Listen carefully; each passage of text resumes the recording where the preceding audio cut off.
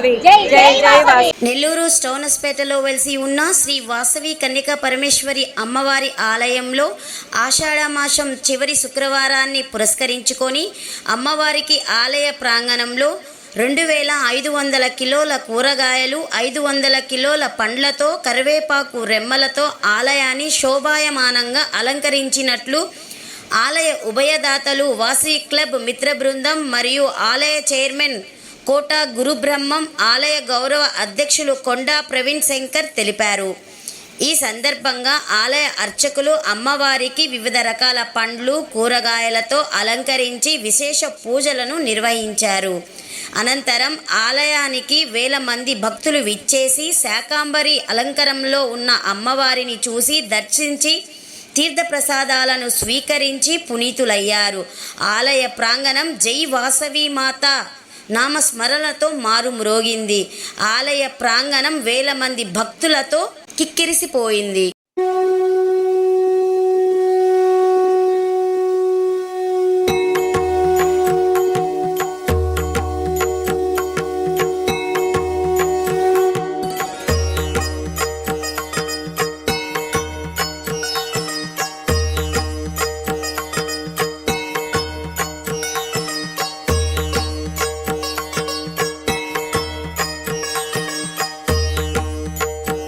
జై వాసవి. ఈరోజు ఆషాఢ మాసం చివరి శుక్రవారం రోజున ఈ యొక్క శ్రీ వాసవి కన్యకా పరమేశ్వరి అమ్మవారి దేవస్థానంలో శాకాంబరి అలంకారం అంగరంగ వైభవంగా జరుగుతున్నది. 2500 కిలోల కూరగాయలు 500 కిలోలు పండ్లు అట్లే కరివేపాకుతోటి కూడా ఈ యొక్క దేవస్థానాన్ని మొత్తం కూడా అలంకరించడం జరిగింది. ఈ యొక్క అలంకారం అంతా కూడా ఈరోజు ఉభయదాతలుగా శ్రీ వాసవి క్లబ్ నెల్లూరు సిటీ వారు వ్యవహరిస్తున్నారు. వారు అట్లాగే మా యొక్క ఈ నూతన పాలక మండలి కలిసి ఈ యొక్క దేవస్థానంలో ఈరోజు ఈ యొక్క కార్యక్రమాన్ని నిర్వహిస్తున్నాము. కాబట్టి భక్తులందరూ కూడా అమ్మవారి దర్శించుకొని అమ్మవారి కృపా కటాక్షాలకు పాత్రులు కావాల్సిందిగా అట్లాగే అమ్మవారి తీర్థప్రసాదాలు స్వీకరించవలసిందిగా అందరికీ కూడా మనం చేస్తున్నాం. Thank you. శ్రీమాత వచ్చిన భక్తులందరికీ నమస్కారం.